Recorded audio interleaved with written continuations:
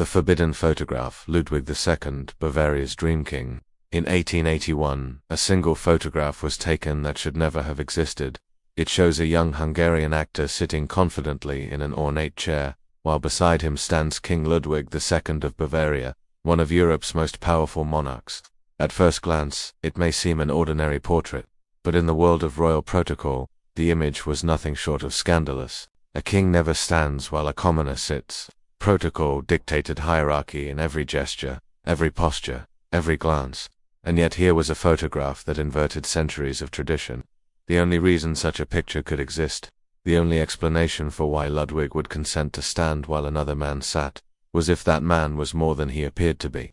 When copies of the photograph reached Munich, Bavaria's ministers immediately understood what it revealed. This wasn't just a breach of etiquette. It was evidence of a secret Ludwig had hidden for nearly 2 decades, one that, if exposed, could destroy the monarchy itself. That single photograph set in motion a conspiracy. Within 5 years, it would culminate in a mystery that remains unsolved to this day. 2 men dead in the waters of Lake Starnberg, a fisherman paid for silence, and classified documents the Bavarian government still refuses to release. The fairy tale king. You may know Ludwig II as the so-called Mad King of Bavaria, the eccentric monarch who built the fairy tale castle of Neuschwanstein, the same one Walt Disney later used as inspiration for Sleeping Beauty's castle. Every year more than 6 million visitors flock to Neuschwanstein, marveling at its towers, turrets, and romantic halls. The guided tours speak of Ludwig's love for Wagner's operas, of his obsession with medieval legends, of his tragic early death. But what the tours don't tell you is that every tower, every passageway, every secret chamber was designed for one purpose: to hide what Ludwig was doing when he reversed his life entirely, sleeping in the daytime and living only in the hours of darkness. Because Ludwig II had discovered something that could destroy him if revealed to the world. In the shadows of night, he could finally love whom he truly loved. A forbidden love. Munich, 1863. Ludwig was just 18 years old, a shy, intelligent prince, already known for his striking looks and romantic temperament. That year he met the man who would change his life forever. Prince Paul von Thurn and T. Taxis. Paul was glamorous, charming, and devastatingly handsome. He wore the uniform of an aide de camp, all gold buttons and polished boots, and carried himself with the confidence of someone born into privilege. Ludwig had seen handsome men before, but Paul was different. When their eyes met across the throne room, something electric passed between them, something dangerous, something unspeakable in 19th century Bavaria. Within weeks the two were inseparable. Paul visited Ludwig's chambers late at night after the palace had gone quiet. Their official letters were formal, filled with the expected courtesies of noblemen. But in the royal archives, a handful of private letters survived. Letters that escaped the flames when Ludwig's papers were later destroyed. Dear and beloved Ludwig, Paul wrote in one, "My heart beats only for you. When I see light in your window, I know you are thinking of me. I am consecrated to you, body and soul." Ludwig replied with equal passion, "You are the sun in my darkness. When you are away, I cannot eat, cannot sleep. I pace my chambers like a caged animal until you return."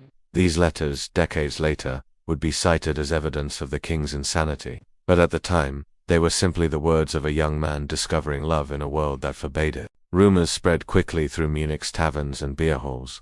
Courtiers whispered that the uncrowned prince seemed uninterested in the princesses presented to him, and far too interested in his aide-de-camp. Ludwig's mother, Queen Marie, acted swiftly. She summoned Paul to a private audience.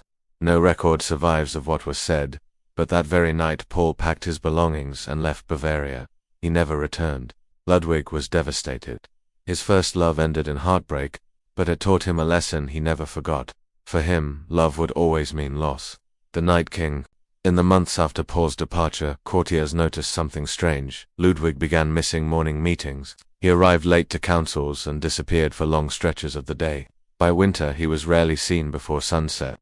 One minister wrote, "His Highness seems to have developed an aversion to daylight itself." They thought it was grief. In truth, Ludwig had discovered something profound. In the hours of night, when society slept, he could finally remove the mask he was forced to wear in daylight. The mask of the dutiful prince, expected to marry, to produce heirs, to preserve the dynasty.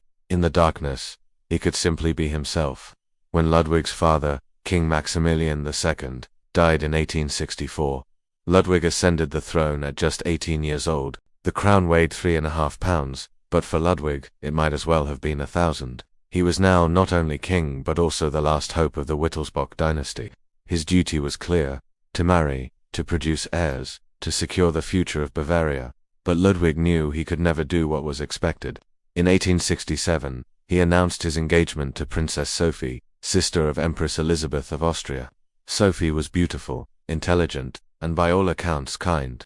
But as the wedding day drew near, Ludwig grew increasingly erratic. He postponed the ceremony once, then again. Finally, in October, he confessed to Sophie, "I cannot do this to you. You deserve a husband who can love you completely. I am not that man. I will never be that man." The engagement was broken. Sophie never married anyone else. Later she said, "How could I after being loved by Ludwig?" But the truth was harsher. Ludwig did not love her. His heart belonged elsewhere. Hornig, the beloved of my soul. That same year Ludwig noticed a young groom in the royal stables. Richard Hornig, blonde, blue-eyed, with classical features that seemed carved from marble. Hornig captivated the king. Unlike Paul, Hornig was no prince. He was of humble birth, and that made him safer. Surely no one would suspect a king of falling for a stable boy. Within a year Hornig had risen from groom to master of the horse, then to equerry, a position granting him near constant access to the king. Ludwig showered him with gifts, property by the lake, a generous salary, and something far more precious, his love. In his private diary, Ludwig referred to Hornig as der Geliebte meiner Seele, the beloved of my soul, but alongside these passionate declarations were prayers for forgiveness, self-flagellations, promises to God to resist temptation.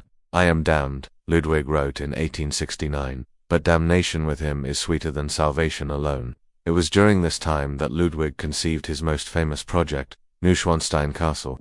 Historians often describe it as a monument to his obsession with medieval legends. But a closer look reveals another truth. Every passage, every secret door, every hidden chamber was designed to protect privacy. Neuschwanstein was not built for courtly functions or political gatherings. It was built as a fortress of secrecy, a place where Ludwig could live his double life away from prying eyes. The Shadow Kingdom. By the 1870s, Ludwig had fully transformed his life.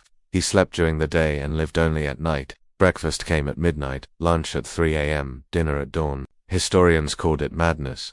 His ministers called it eccentricity. But in truth, Ludwig had built a shadow kingdom, a parallel Bavaria that existed only in darkness. In this nocturnal realm, Ludwig surrounded himself with carefully chosen companions. Young actors from Munich's theaters, musicians, servants, paid fortunes for their silence. Together they staged private performances in Ludwig's palaces, free from the rigid constraints of the outside world. Most extraordinary of all was the Venus Grotto at Linderhof Palace. Built between 1876 and 1877, to the public, it was said to be a tribute to Wagner's opera Tannhauser, but in reality, it was a private paradise. An artificial cave, nearly 300 feet long, with a heated lake, mechanical wave machines, and the first large-scale use of electric lighting in Germany. Hidden musicians played behind artificial rocks while Ludwig floated in a golden shell-shaped boat with his chosen companion of the evening. The colored lights could transform the grotto into scenes of myth and fantasy, or extinguish instantly, plunging it into darkness if intruders approached. This was Ludwig's world, a kingdom of secrecy, beauty, and forbidden love, hidden beneath the veneer of royal duty. The photograph. And then, in 1881, came the mistake. That year, Ludwig became infatuated with a Hungarian actor named Joseph Keynes. He was talented, ambitious, and like others before him, quickly drawn into Ludwig's orbit. In May 1881, Ludwig invited Keynes on a trip to Switzerland. Traveling incognito as Count von Berg, Ludwig brought Keynes as his secretary. But in Lucerne he made a fatal error. He allowed a photographer to capture their portrait. In the image, Keynes sits in an ornate chair, relaxed and confident. Ludwig stands beside him, gazing not at the camera but at Keynes himself, his expression unmistakable. The look of a man completely, helplessly in love. When copies of the photographs circulated in Munich, Bavaria's ministers were horrified. It was no longer rumor or whispered suspicion. The king's secret was suddenly visible to anyone who cared to see. Declared insane, Count Maximilian von Holstein, once Ludwig's friend, now his political enemy, began collecting evidence, testimonies from servants, receipts for lavish gifts, excerpts from Ludwig's stolen diaries. But he knew that homosexuality alone would not dethrone a king. He needed something stronger. Enter Dr. Bernhard von Guden, Bavaria's most prominent psychiatrist.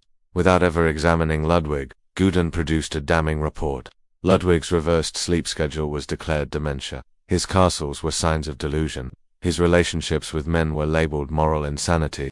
On June 10, 1886, Ludwig was declared insane and unfit to rule. His uncle, Prince Luitpold, was named regent. The next day, a commission arrived at Neuschwanstein to arrest the king. Ludwig was given the chance to flee.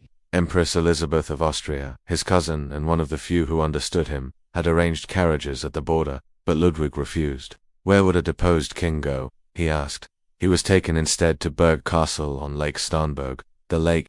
On the evening of June 13, 1886, Ludwig asked Dr. von Guden to walk with him along the lake. The storm had passed. The air was cool, and Guden, perhaps overconfident, dismissed the guards. The king is calm, he told them. By 8 p.m. they had not returned. Searchers found both men dead in waist-deep water. The official verdict was suicide by drowning, but the details made no sense. Ludwig was a strong swimmer. No water was found in his lungs. Guden's face bore scratches. His neck showed signs of strangulation. Ludwig's coat, which vanished immediately after the autopsy, reportedly had 2 bullet holes in the back. The fisherman who discovered the bodies, Jacob Liddell, was suddenly wealthy. Within a year, he was mayor of his town. In private papers discovered decades later, he wrote, "The king was escaping. I had a boat ready. As he waded toward me, I heard the shot. He fell forward into the water. I was told, if I valued my family's lives, I saw nothing but to drown men." To this day, key documents about Ludwig's death remain classified. The aftermath, in the days that followed, Ludwig's private papers were seized and burned. His loyal servants were dismissed with generous pensions and sworn to silence. The Venus Grotto was closed for years. Richard Hornig disappeared into obscurity, living quietly for decades. Joseph Keynes returned to the theater but never performed in Bavaria again. When asked about Ludwig years later, he said only, "The king was the loneliest man I ever met. He built castles in the air because the real world had no place for him, and yet, the castles survived." Neuschwanstein, Linderhof, Herrenchiemsee, the monuments of Ludwig's secret world, became Bavaria's greatest treasures. The very government that declared him insane now profits from his madness. Legacy. Today, millions visit Ludwig's castles each year. They marvel at their beauty, take photographs, buy souvenirs, but few understand what they are truly seeing. These castles were not follies of a mad king. They were sanctuaries for a man who dared to love differently in a world that would not allow it. They were shelters built out of stone and light, where night could be day, and secrecy could be survival. In the end, Ludwig's life was cut short, but his dreams remain. And perhaps that is the final irony. The man destroyed for being himself has become one of history's most visible kings. In 1886, just days after his death, Empress Elizabeth of Austria wrote in her diary, "They killed him not because he was insane, but because he was free. And freedom is the one thing power can never tolerate." Ludwig II of Bavaria, the Mad King, the Dream King, lived only 40 years, but in the stolen hours of night, in the hidden chambers of his castles, he lived more truthfully than most kings ever dared. And on foggy nights at Lake Starnberg, locals still say you can see lights on the water, not torches, not electricity, but something softer, like moonlight where no moon shines. They say it is Ludwig, still searching for the boat that would carry him away, still reaching for a world where kings can love whom they choose.